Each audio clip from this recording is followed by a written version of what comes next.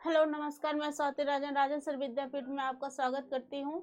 2019 का पेपर में हम लोग ने सॉल्व करा दिया है, ठीक है। और आज हम कराएंगे 2018 का यूपीपी का पेपर फर्स्ट पाली का, ठीक है। आइए चलिए क्वेश्चन स्टार्ट करते हैं, क्योंकि आज 2 पेपर हम लोग को सॉल्व कराना है और टाइम है हमारे पास बहुत कम। आइए क्वेश्चन, पहला क्वेश्चन क्या है हमारा, साहित्य में रस का क्या अर्थ है, ठीक है। साहित्य में रस का क्या अर्थ है? साहित्य में रस का अर्थ साहित्य से मिलने वाली आनंद अनुभूति, इसका आंसर होगा, ठीक है। हमने आपको बताया था कि रस क्या है। रस जब किसी काव्य को पढ़कर या सुनकर हृदय में जो अनुभूति प्राप्त होती है, जो आनंद प्राप्त होता है, उसे रस कहते हैं। और भरत मुनि ने रसों की संख्या कितनी मानी थी? 8 मानी थी, ठीक है। तो चलिए आगे जो है देखते हैं अगला क्वेश्चन क्या है।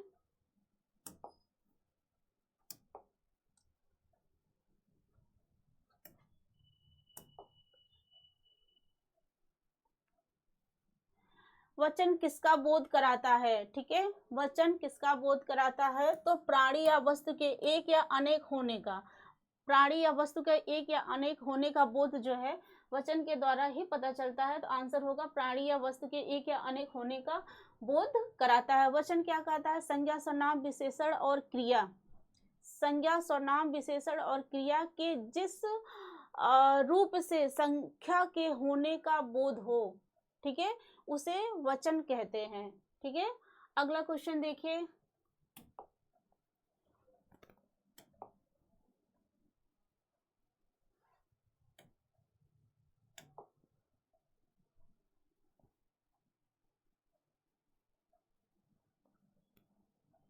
दोहा छंद में कितने चरण होते हैं, ठीक है।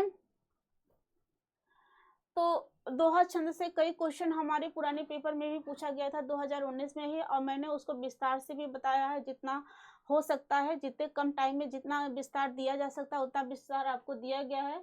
फिर भी चलिए बताते हैं कि दोहा छंद में कितने चरण होते हैं। पहले आप देखिए कि दोहा छंद क्या होता है, ठीक है। दोहा छंद मात्रिक अर्ध सम है। दोहा छंद मात्रिक अर्ध सम छंद है, ठीक है। दोहा छंद मात्रिक अर्ध सम है। और देखिए इसमें कितने चरण होते हैं, जो आपका क्वेश्चन पूछा गया, इसमें 4 चरण होते हैं, ठीक। विषम और सम, पहला पद और तीसरा पद विषम, दूसरा और चौथा पद सम होता है, ठीक है। इसमें 13 और 13 के रूप में मात्राएं होती हैं। इसमें 11 और 11 के रूप में मात्राएं होती हैं, ठीक है। अगला क्वेश्चन देखिए।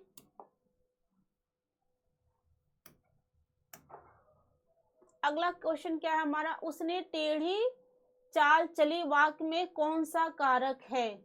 उसने टेढ़ी चाल चली, ठीक है। यहाँ जो है सर्वनाम का प्रयोग किया गया है संज्ञा के स्थान पे। तो उसने टेढ़ी चाल चली या उसके द्वारा उसने टेढ़ी चाल चली, ठीक है, आपका हो जाएगा कर्ता कारक।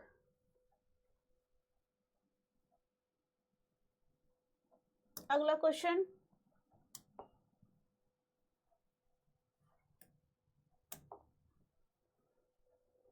भाषा में शब्द और अर्थ की दृष्टि से सौंदर्य उत्पन्न करते हैं। कौन करता है सौंदर्य उत्पन्न? रस, अरे अलंकार, सॉरी अलंकार। किसी भी काव्य को जो है शोभा प्रदान अलंकार ही करता है, ठीक है। और भाषा में शब्द अर्थ की दृष्टि से सौंदर्य, अलंकार कितने प्रकार के होते हैं? अलंकार होते हैं, अलंकार होते हैं 3 प्रकार के, ठीक है। पहला शब्दालंकार, अर्थालंकार और उभयलिंग अलंकार, ठीक है। जो शब्द के काव्य में शब्द के माध्यम से जो सौंदर्य उत्पन्न होता है, जो चमत्कार उत्पन्न होते हैं उसको शब्दालंकार कहते हैं। काव्य में अर्थ के माध्यम से जो सौंदर्य उत्पन्न होता है उसको शब्दालंकार, और दोनों के माध्यम से जो होता है उसे उभयालंकार कहते हैं। ठीक है, आगे का क्वेश्चन,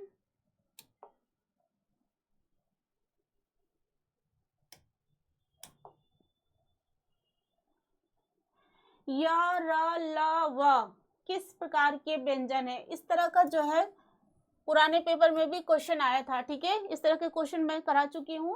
तो य र ल व अंतस्थ, अंतस्थ जो है, ठीक है।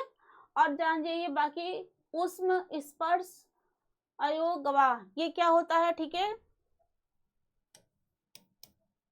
जब किसी शब्द का उच्चारण करते हैं और मुंह से गर्म हवा उत्पन्न होती है, ठीक है, उसे क्या कहते हैं? उष्म व्यंजन कहते हैं। ठीक है, उष्म व्यंजन कौन कौन से होते हैं देख लीजिए। स,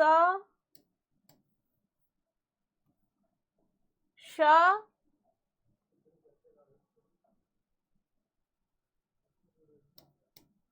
और स। ठीक है, उसके बाद देखिए अयोगवा, अयोगवा जो होता है ये क्या होता है? ये ना स्वर होते हैं और ना व्यंजन होते हैं, तो ये क्या होते हैं? ठीक है, ये होता है अनुस्वार,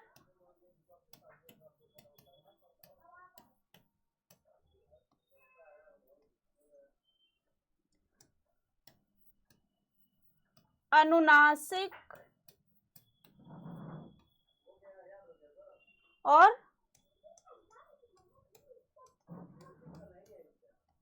विसर्ग। ठीक है, अब देखिए अनुस्वार, अनुनासिक और विसर्ग, इनके जो है चिन्ह क्या होते हैं? अनुस्वार का चिन्ह ये होता है,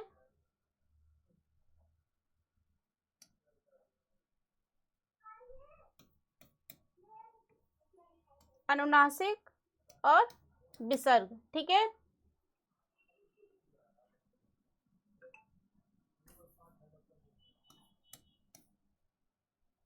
ठीक।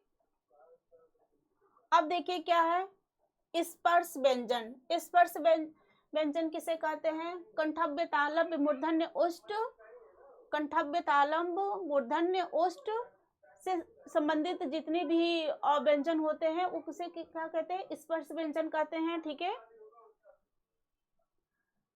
इनकी संख्या कितनी होती है? 27 होती है। ये पूछ सकता है आपका, इनकी संख्या कितनी होती है?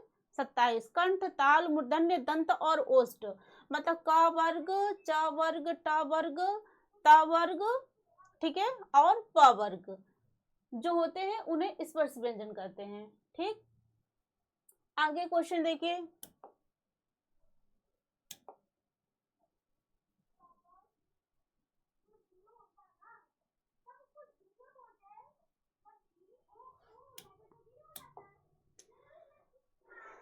सर्वनाम, वाक्य में सर्वनाम का प्रयोग हुआ है।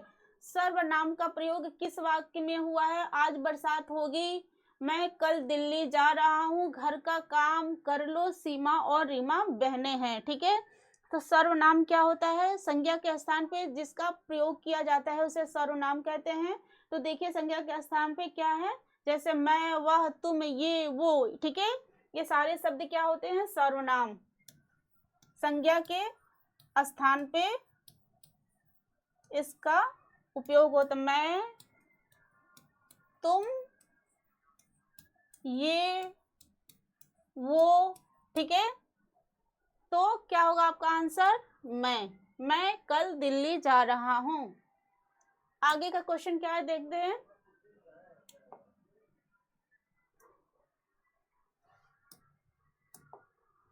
निम्नलिखित में से कौन सा शब्द स्त्रीलिंग है? ठीक है, स्त्रीलिंग कौन सा शब्द है? तो कृपया जो है स्त्रीलिंग शब्द है। बाकी आगे देखिए,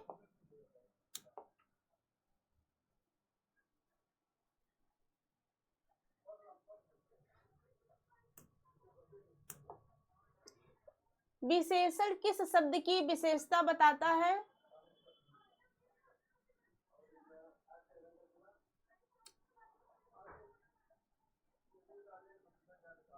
तो विशेषण जो है संज्ञा की विशेषता बताता है, ठीक है। आगे देखिए,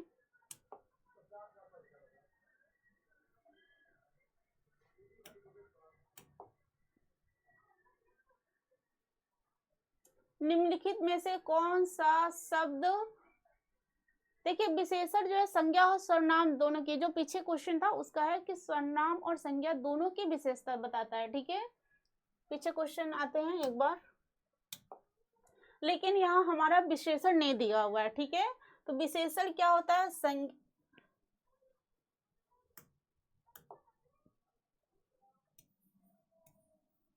संज्ञा एवं सर्वनाम दोनों की विशेषता बताता है, ठीक है। विशेषण, लेकिन यहाँ क्या दिया है, यहाँ सिर्फ दिया संज्ञा, तो संज्ञा मारिए, आगे बढ़िए।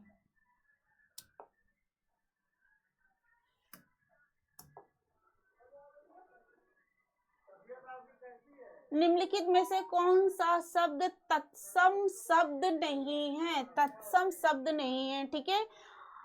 पीछे हम वीडियो आप देख लीजिएगा, मैंने बताया है तत्सम क्या होता है और तद्भव क्या होता है, ठीक है। जो संस्कृत या प्राकृत से जो शब्द जो करते हो हिंदी में आ गए तत्सम, और जिसका बिगड़ा हुआ रूप आया तद्भव, ठीक है। तो तत्सम शब्द इसमें से क्या नहीं है, देखिए इसमें से तत्सम परक, परक नहीं है, ठीक है। बाकी चंद्र, पृथ्वी, शोक, ये सब आपका तत्सम है, ठीक है। आगे क्वेश्चन,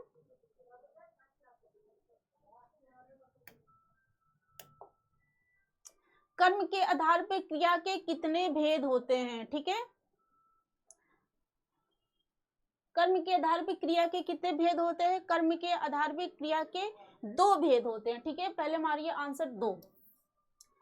तो कौन कौन सी क्रिया होती है, एक होती है अकर्मक क्रिया और एक होती है सकर्मक क्रिया। अकर्मक क्रिया होती है जिसमें जो है कर्म के साथ क्रिया ना हो, वो अकर्मक क्रिया होती है। इसमें कार्य का सीधा प्रभाव कर्ता पे पड़ता है, ध्यान दीजिए, और ठीक है। और सकर्मक क्रिया होती है जो क्रिया जो क्रिया के साथ जो कर्म होता है उसे सकर्मक क्रिया कहते हैं, ठीक है। इस पे जो है कार्य आपका कर्ता पे नहीं पड़ता है। जैसे देखिए,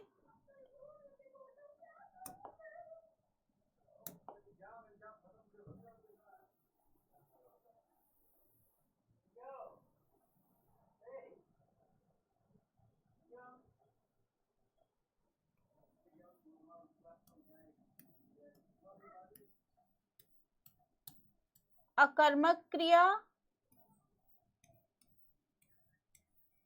सकर्मक क्रिया, ठीक है।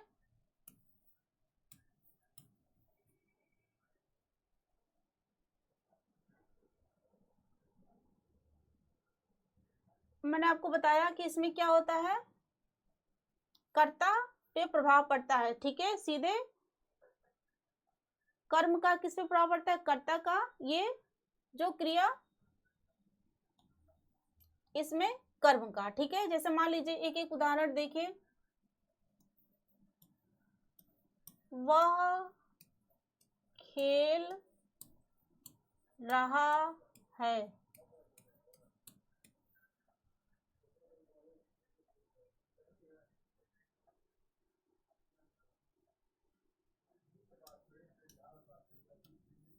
वह फुटबॉल खेल रहा है, ठीक है। कर्म के साथ जो क्रिया होती है सकर्मक क्रिया, ठीक है। अकर्म के बिना जो क्रिया होती है अकर्मक क्रिया। एक और आप जानिए कि दोनों में अंतर क्या होता है, कैसे पहचानेंगे कि कौन सी क्रिया अकर्मक है और कौन सी क्रिया सकर्मक है। कभी कभी क्या होता है, आपको ऐसे उदाहरण दे देगा, इसमें पूछेगा कि बताइए कौन सी क्रिया सकर्मक क्रिया है और कौन सी क्रिया अकर्मक क्रिया है, ठीक है। एक जो है छोटा सा टेक्निक है, उसको ध्यान रखिए कैसे पहचानेंगे। कि जैसे मान लीजिए वह खेल खेल रहा है, ठीक है। और जब इसमें आपका ये आता है क्वेश्चन क्या, कब, क्यों, क्या, कब, क्यों, क्या, कब और क्यों। ठीक है, जब ये तीनों आप पूछते हैं तब वो हो जाती है सकर्मक क्रिया। वह क्या खेल रहा है, वह फुटबॉल खेल रहा है, तो ये क्या हो जाएगा आपका, सकर्मक क्रिया हो जाएगी। ठीक है,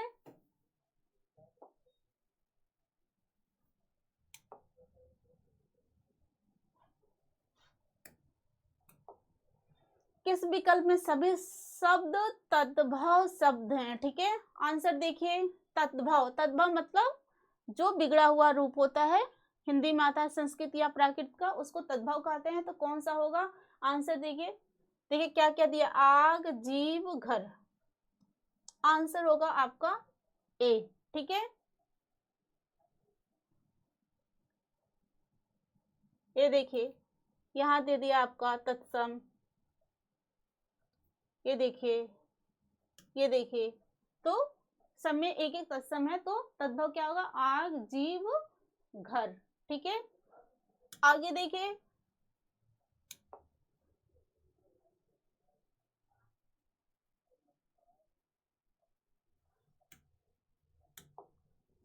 व्याकरण में काल का क्या अर्थ होता है।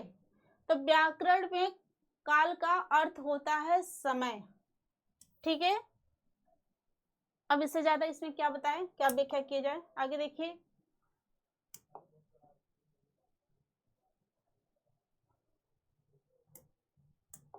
दिए गए विकल्पों में से कौन सा विकल्प दूध का पर्याय नहीं है, नहीं है। ठीक है, तो देखिए पहले दूध का पर्याय क्या क्या है। ठीक है, ये नहीं है शब्द अक्सर पूछा जाता है, इस पे कोई ध्यान नहीं देता है और फटाफट क्या करते हैं, अगले क्वेश्चन पे चले जाते हैं लोग। तो देखिए,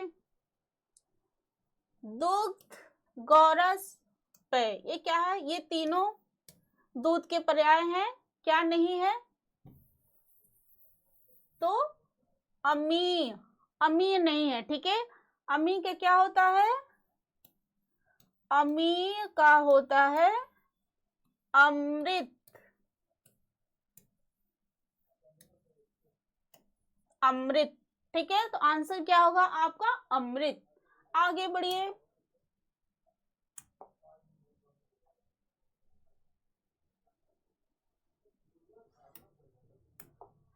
सापेक्ष का सही विलोम शब्द क्या होगा। ठीक है, आपका क्या दिया, निरपेक्ष, प्ररोध, स्पष्ट और प्रतिपक्ष, सापेक्ष का निरपेक्ष। ठीक है, आगे क्वेश्चन,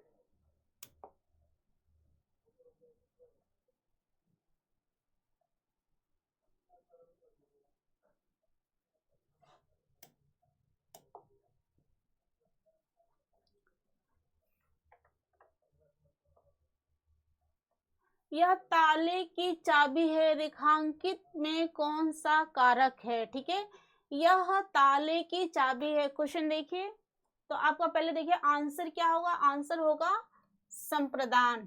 ठीक है, कारक मैंने आपको बताया था कि कारक 8 प्रकार के होते हैं और उसकी विभक्ति भी मैंने बताई थी। ठीक है, एक दिन मैंने इसको पूरा लिख के भी बताया है, कर्ता ने कर्ण को करण से संप्रदान के लिए। ठीक है, संप्रदान के लिए, तो ताले की चाबी, यहाँ ताले किसके उपलक्ष्य में प्रयोग आया, चाबी, तो चाबी के लिए ताला है। ठीक है, यह चाबी के लिए ताला, तो यह ताले की चाबी है, तो आपका क्या हो जाएगा, यहाँ हो जाएगा संप्रदान कारक।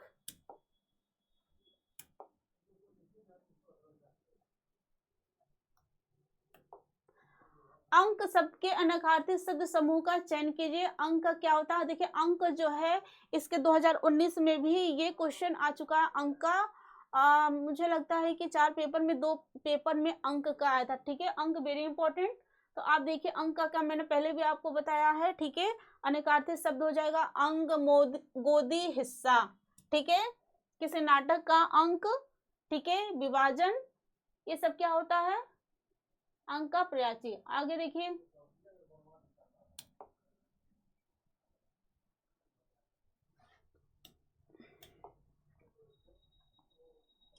निम्नलिखित में से कौन सा शब्द पुल्लिंग है। ठीक है, पुल्लिंग शब्द क्या है, ठीक है, दो हो, स्त्रीलिंग पुल्लिंग और नपुंसकलिंग। ठीक है, तो भौदिया, साध्वी, डिबिया। ठीक है, ये तीनों क्या है, ये तीनों स्त्रीलिंग शब्द हैं, स्त्रीलिंग ठीक है, तो आंसर क्या हो जाएगा आपका, आंसर हो जाएगा आपका संचालक। ये क्या है, ये पुल्लिंग शब्द है।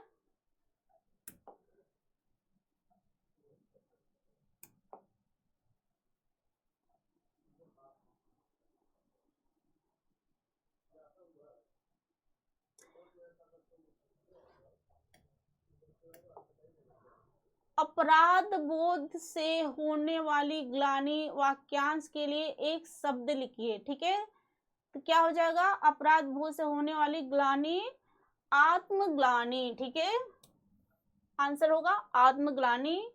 आगे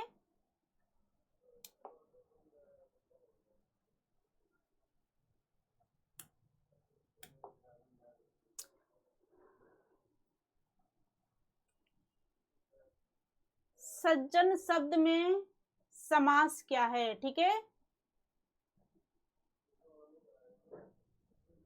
सज्जन शब्द में समास क्या है, तो ये आपका आंसर क्या होगा,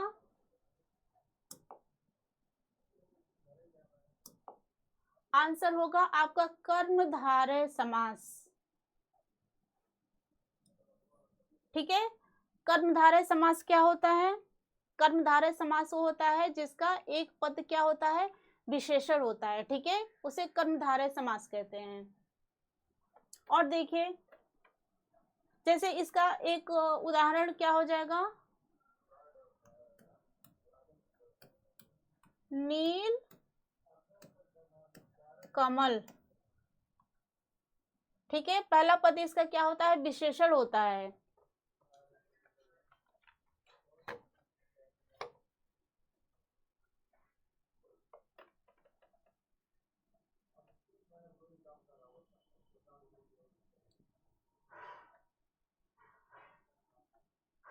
आगे देखिए, जो तीन समास है उसको भी देख लेते हैं।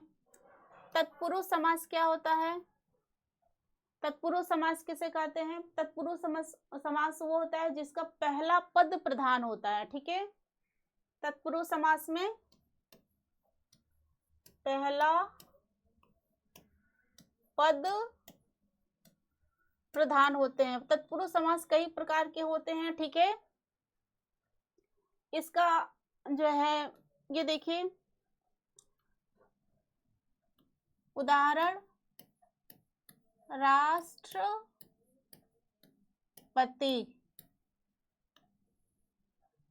राष्ट्रपति कौन सा है, तत्पुरुष समास है। एक और उदाहरण देखिए, अनार दाना।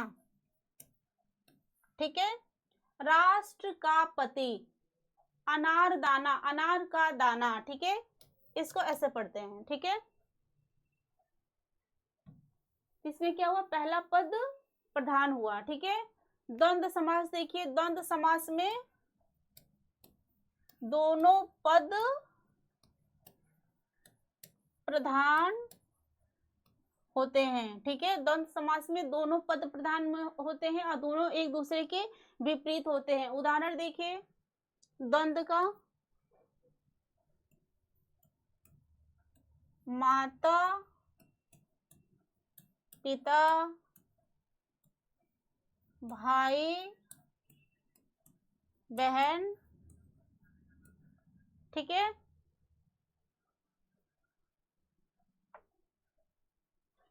एक और देखिए, सुख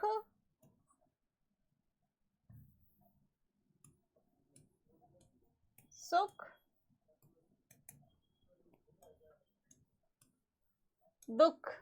ठीक है, इसमें देखिए दोनों पद प्रधान है और इसमें क्या लगता है, द्वंद्व समास में एक और देखिए योजक चिन्ह लगता है। ठीक है, द्वंद्व समास में ये आपका योजक चिन्ह होगा, ये पहचानने का तरीका है।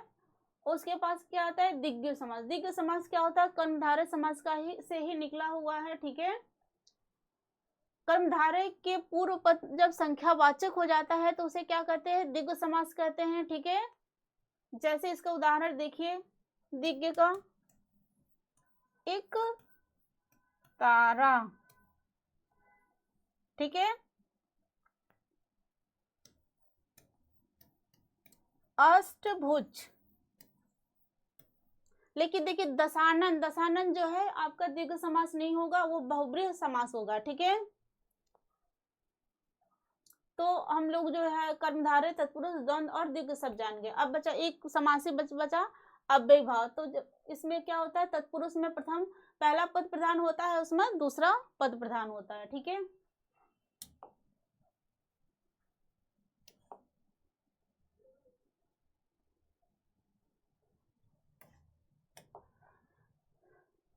चिर, चीर के अर्थ में सही विकल्प का चयन करना है, ठीक है। तो देखिए चिर का मतलब क्या होता है, पुराना, और चीर का मतलब होता है वस्त्र। तो आंसर क्या हो जाएगा आपका डी। आगे क्वेश्चन,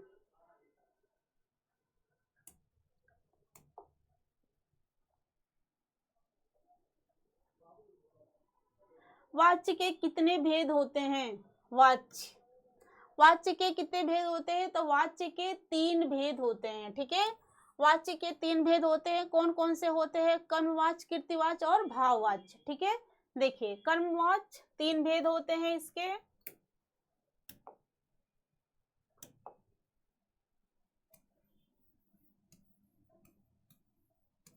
वाच्य,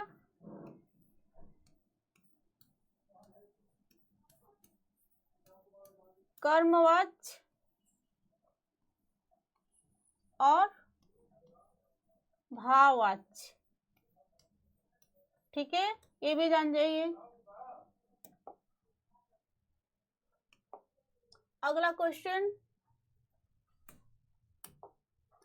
सम उपसर्ग से बना शब्द। सम उपसर्ग से कौन सा शब्द बना है। उपसर्ग क्या है, शब्द के पहले लगता है, प्रत्यय क्या है, शब्द के बाद लगता है, ठीक है। 4 ऑप्शन दिए हैं, चारों में आपके उपसर्ग लगे हुए हैं, लेकिन सम उपसर्ग किस में लगा है, देखिए चलिए देखते हैं। इसका संधि करते हैं, आंसर क्या होगा पहले देखिए, संयोग। संयोग कैसे, कैसे देखिए, इसका संधि क्या जाएगी, सम धन योग, ठीक है। तो सम उपसर्ग किस में लगा हुआ है, देखिए सम उपसर्ग संयोग में लगा है, समभाव, ठीक है, सुकर्म और स्वयं। स्वयं क्या है, स्वयं, स्वयं खुद ही एक उपसर्ग है, ठीक है, ये खुद ही एक उपसर्ग है, इसमें कोई उपसर्ग नहीं लगा हुआ है।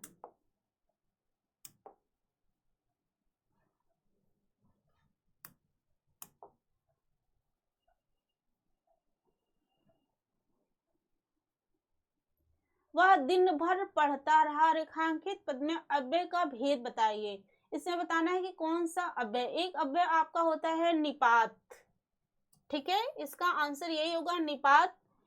निपात क्या होता है, तो तक भर, ठीक है, भी, ही, ऐसे शब्द जो है निपात के होते हैं। तो वह दिन भर, ठीक है, तो क्या हो गया निपात।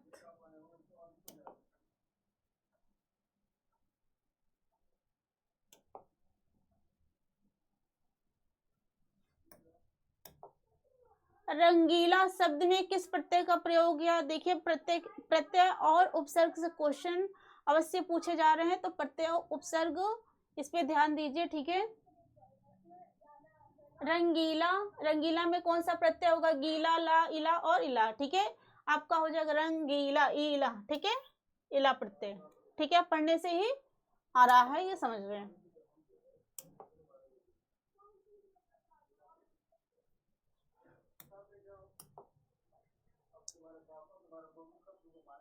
कोष्टक में दिए गए विराम चिन्ह का नाम बताइए, ठीक है। विराम चिन्ह भी पूछ रहा है, 7, 8, 10 विराम चिन्ह है, आप उसको रट लीजिए, ठीक है। तो ये विराम चिन्ह कौन सा है, इसको कहते हैं विस्मय बोधक विराम चिन्ह, ठीक है, विस्मय बोधक विराम चिन्ह। साथ में और जो दिए हैं 3, उसका भी जानते हैं कि क्या होगा, प्रश्नवाचक। प्रश्नवाचक में क्या होगा, देखिए अल्प विराम क्या होता है, ठीक है, और पूर्ण विराम क्या होता है? ठीक है, उद्धरण क्या होते हैं? मैंने बताया था योजक,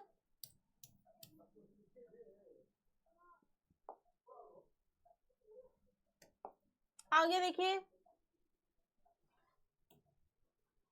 सूर्योदय में कौन सी संधि है? ठीक है, अभी तक जो हमने क्वेश्चन 2019 का किया था उसमें क्या पूछा था? दीर्घ संधि पूछी थी। अब देखिए सूर्योदय में कौन सी संधि है? ठीक है,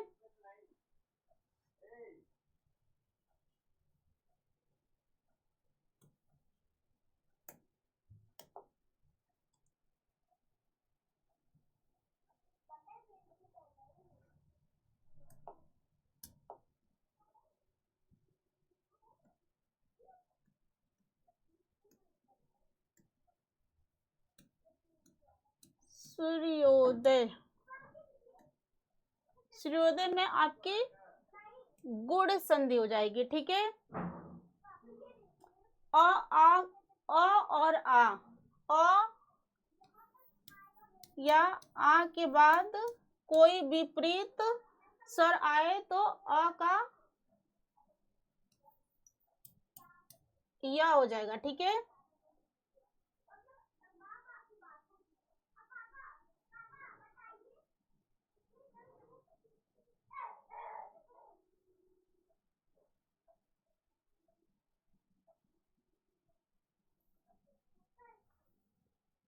क्या हो गया? ए ओ।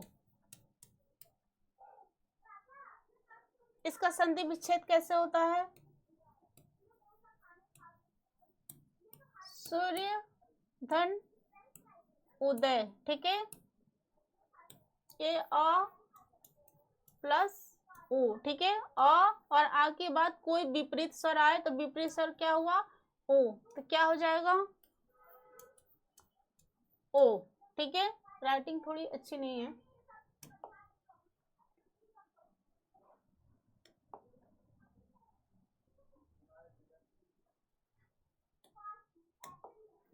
बाल की खाल निकालना, कहते हैं ना मुहावरा, बाल की खाल निकालना, क्या होगा? बहुत मीन मेख निकालना। ठीक है, बात बात पे ऐसा नहीं है वैसा नहीं है। ठीक है,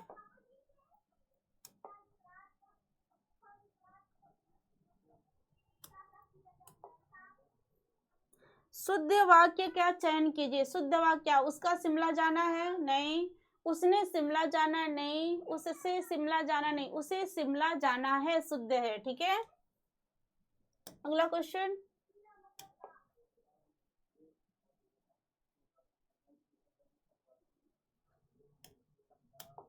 चार दिन की चांदनी फिर अंधेरी रात, क्या है? लोकोक्तियां का अर्थ। ठीक है, क्या होगा? थोड़े दिन का सुख। ठीक है, चार दिन की चांदनी फिर अंधेरी रात, ये बहुत जो है प्रसिद्ध लोकोक्ति है। क्या होगा? थोड़े दिन का सुख। लोकोक्तियां क्या होती हैं? कहते कहते प्रसिद्ध हो जाती हैं।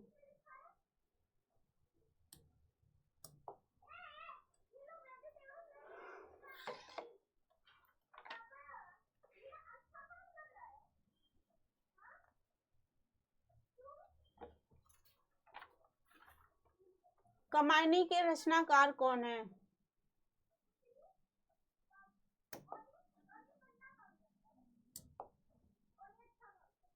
कमायनी, इसके पहले जो पेपर हुआ था उसमें जयशंकर प्रसाद से रिलेटेड क्वेश्चन नहीं थे, लेकिन ऑप्शन में थे। ठीक है, मैंने आपसे क्या बताया कि जो क्वेश्चन तो क्वेश्चन पूछेगा ही, उसमें अगर जो चार ऑप्शन दिए उस ऑप्शन से संबंधित अगली बार क्वेश्चन पूछे जाएंगे। तो देखिए प्रसाद से संबंधित कोई क्वेश्चन नहीं था, लेकिन प्रसाद ऑप्शन में हमेशा रहते थे।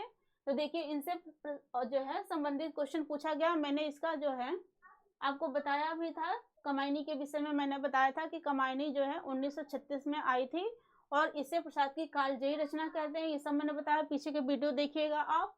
तो कमायनी किसकी रचना है? प्रसाद जी की। ठीक है, अब देखिए निराला, निराला की भी कुछ रचनाएं जान जाइए। निराला की सबसे जो है प्रसिद्ध रचना है सरोज स्मृति और शक्ति राम की शक्ति पूजा, ठीक है।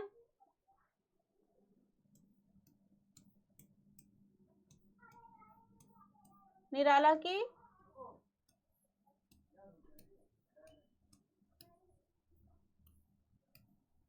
सरोज स्मृति और राम की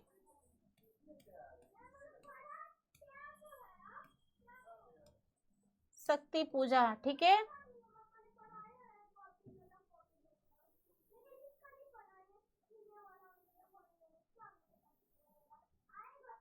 प्रसाद की रचनाएं देखिए।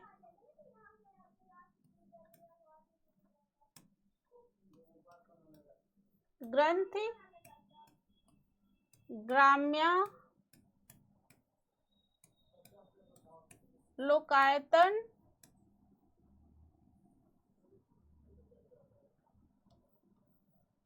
युगांत, ये रचनाएं अक्सर पूछी जाती है इसलिए बता रहे हैं। मेन वैसे तो बहुत ज्यादा रचनाएं, लेकिन जो रचनाएं पूछी जाती है जिसकी संभावना है कि ये रचनाएं आ सकती हैं उसी का बता रहे हैं, ठीक है। प्रसाद की हो गई। उसके बाद देखिए महादेवी वर्मा की कौन कौन सी है।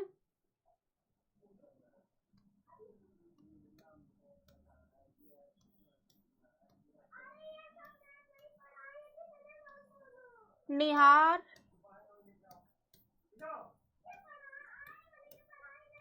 नीरजा, सांद गीत,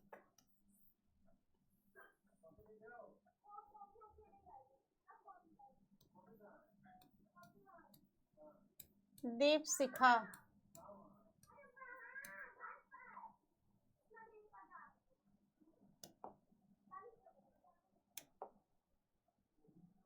ये देखिए पैराग्राफ से संबंधित क्वेश्चन छोड़िए।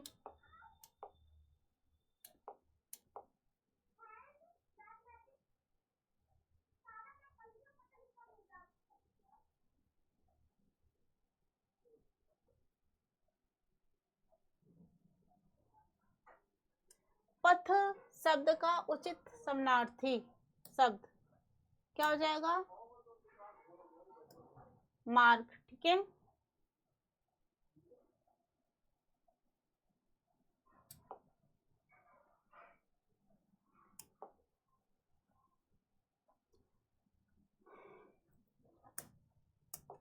अगला क्वेश्चन, निम्नलिखित में रीतिकाल के कवि कौन से हैं, ठीक है।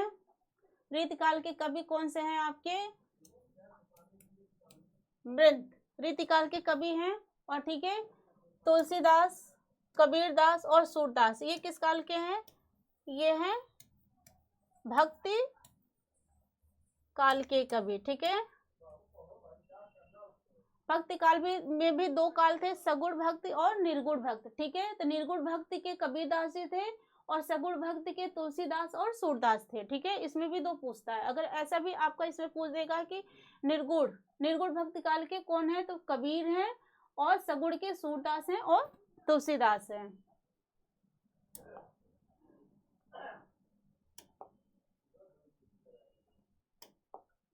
क्वेश्चन आपके समाप्त हुए, ठीक है। अभी थोड़ी देर बाद में दूसरा क्वेश्चन कराएंगे, ठीक है। ये प्रथम पाली का पेपर था और 2018 का यूपीपी, अब 2018 का यूपीपी का,